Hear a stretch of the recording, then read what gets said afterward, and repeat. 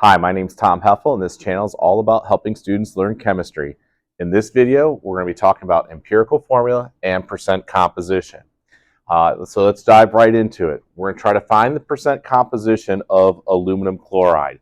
And it has two steps. One is to find the molar mass, and then the other step is going to divide each of the parts by the whole. So let's start out by writing the formula for aluminum chloride, which is AlCl3. And what I'm going to do is I'm going to create a chart to calculate its molar mass. Okay, so I'm going to have aluminum and chlorine. There's one aluminum and three chlorines. We're multiplying them by the atomic mass that's on the periodic table. And when we do all this work, we get 27 is going to be the part that's aluminum. 3 times 35.5 in the calculator is 106.5. And then when we add everything up together, we find that this whole thing weighs 133.5 grams per mole. Okay. Now, what percent composition is trying to do? It's trying to figure out, well, what percentage of this is aluminum and what percentage of this is chlorine. Okay. And it's always based on mass. So up here by percent composition, I just want to remind you that this is based on mass. So you could have something that's only singular, but if it's really, really heavy, okay, it might be a bulk of the percentage of mass, okay? Where if you have something that you could have a lot of, but if it only weighs a little bit, okay, that's going to be a small percentage of mass. So remember, whenever we do percent composition, it's always based on mass, okay? So we're going to take each of these parts, okay, because any type of percentage is just the part divided by the whole. For example, if I wanted to calculate the percentage of boys in my classroom, okay, I would count up all the boys, and that would be my part, okay? Then I'd count out how many people are in my class, and that would be the whole. I would divide the two and multiply by 100, and that would put it in percentage form. No different than what we're doing here for aluminum chloride. Right here is the aluminum part. There's only one of them that weighs 27. So this is the aluminum's part, okay? Chlorine's a little bit different. There's three of them, okay, each weighing 35.5. So right here is going to be the chlorine part, okay? So I'm going to divide each of these parts by the whole, which is 133.5, and then multiply by 100 to get its percentage. So in my calculator, I'm going to take 27 divided by 133.5 and multiply by 100. And if I do that, I'm going to end up getting an answer of 22% aluminum. Okay, I'm going to do the same thing for the chlorine. I'm going to take the part that's chlorine, okay? So all three of them are going to weigh 106.5 divided by the whole, which is 133.5 times 100 is going to give me a percentage of 79.8% being chlorine, okay? And that's all there is to percent composition. It's actually a pretty easy concept. As long as you can, calculate the molar mass, you're just going to take each of these parts and divide it by the whole times 100, okay? Now, we're going to do some note-taking here, okay? I'm going to circle the formula and the answer, which is going to be in percentages. And when you take a formula and go to percentages, the concept is called percent composition. No surprise, but what I want to tell you is that empirical formula over here is actually just the reverse process. And that's why these concepts should be taught together. So if my given was percentages and I wanted to come up with a formula, then that concept is going to be called empirical formula. So if you're going to end with percentages, the concept's percent composition. If you're going to end with a formula, the concept is empirical formula. So what we're going to do is we're going to take these percentages of 20.2% aluminum and 79.8% chlorine, and we're going to try to come back and get this answer by following the steps for empirical formula. So let me go ahead and erase my notes for percent composition. Okay.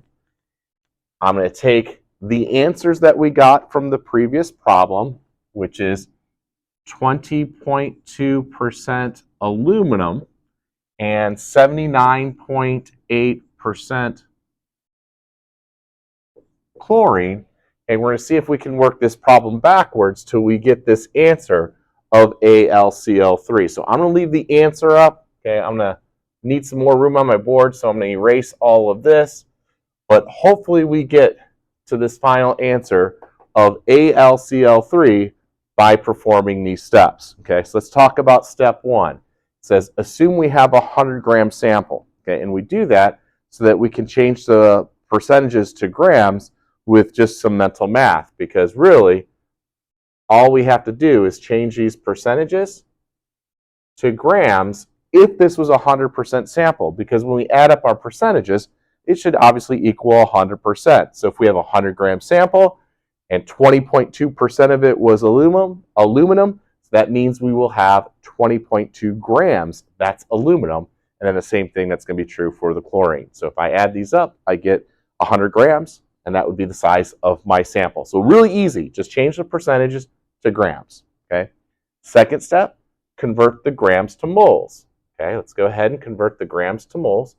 Grams of aluminum to moles of aluminum is converting grams to moles. You're going to use molar mass, and the molar mass of just aluminum from the periodic table is 27 grams per mole. And when you do that work, you're going to end up getting 0.748 moles of aluminum. I'm going to do the same thing for the chlorine. I'm going to go from grams of chlorine to moles of chlorine.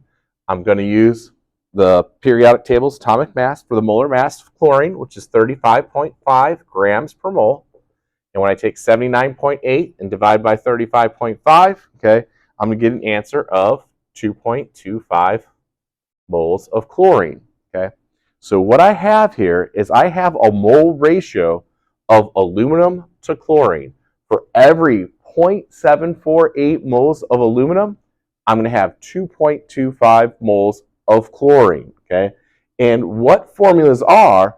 They're atomic ratios, but they're also mole ratios. Okay, so it tells me to write a formula using this mole ratio that I just discovered. Okay, so aluminum 0.748 and chlorine 2.25. And I just want to remind you that subscripts are not just atomic ratios, but they're mole ratios too. And here's my mole ratio. For every 0.748 moles of aluminum, I have 2.25 moles of chlorine. Now you might be saying, Mr. Hoffel, this doesn't make sense. Okay, I've never seen subscripts with decimal points. Don't worry. Okay, we're not done with the process yet. Okay, in order to maintain a ratio, you are allowed to multiply everything in the ratio by the same number or divide everything by the same number. And to get a whole number ratio, we're going to divide by the lowest mole number. Okay, so between 0.748 and 2.25, 0.748 is the lowest mole number. But what I do to one of them, I have to do to all of them if I'm going to maintain the ratio. Now we know that 0.748 divided by 0.748 is going to be 1. Okay? And when you take 2.25 and divide it by 0.748, the number comes out to something like this, 3.008. Well, we do a little bit of rounding and we rewrite the formula. That 3.008 becomes the 3. This 1 comes right here. So we get this answer of AlCl3, which is the answer that we kind of began with. So aluminum chloride to percentages are these percentages. Okay, of course, change to grams into moles, divide by the lowest mole number, you get back to the formula. Okay, so we're going to try one more problem if you need the extra practice. Okay, let's try to figure out what the empirical formula would be if we had something that was 32.4% sodium and 22.6% sulfur and 45% oxygen. If you want to pause the video right here and try this problem, I think that would be a great idea. Okay, and when you come back, I'll be working on the problem. Okay, so now that you've worked on the problem, let's go through the steps. Okay, the first step is to assume that you have a 100-gram sample. So all of these percentages, okay, will be grams. So if I had something that was 32.4% sodium and I had a 100-gram sample, then 32.4 of the sodium or grams would be sodium. Okay. Second step would be to convert the grams to moles. So I'm going to convert the grams of sodium to moles of sodium using the molar mass on the periodic table. And if you look it up, sodium is going to be 23. We'll do the same thing for the sulfur, the grams of sulfur to moles of sulfur. The molar mass here is going to be 32.1. And I'm going to do the same thing for my oxygens. Grams of oxygen to moles of oxygen. The molar mass on the periodic table is going to be 16. Okay, so let's go ahead and do some math. 32.4 divided by 23 should have given you an answer of 1.41 moles of sodium. 22.6 divided by 32.1 should give me 0.704 moles of the sulfur. And then 45 divided by 16 should give me 2.81 moles of oxygen. Okay, now I'm going to rewrite my formula. Okay, so I got sodium that has a ratio of a 1.41 moles of sodium for 0.704 moles of sulfur per 2.81 moles of oxygen. Okay, of course we can't have decimal points, so we're going to divide by the lowest mole number, and between these three, okay, 0.704 is the lowest number. And what I do to one of them, I have to do to all of them in order to maintain that ratio. And what we're going to find out is that 1.41 divided by 0.704 with a little bit of rounding is going to come out to 2. Of course, any number divided by itself is 1 exactly. And then 2.81 divided by 0.704 with a little bit of rounding is going to come out to 4. So this is going to end up being sodium sulfate, okay, based on these percentages, okay. This is the way that you calculate empirical formula. If this video helped you with both percent composition and empirical formula, please do a like and subscribe. Even add a comment. That really helps the YouTube algorithm push this out to other students or even teachers that are interested in learning chemistry.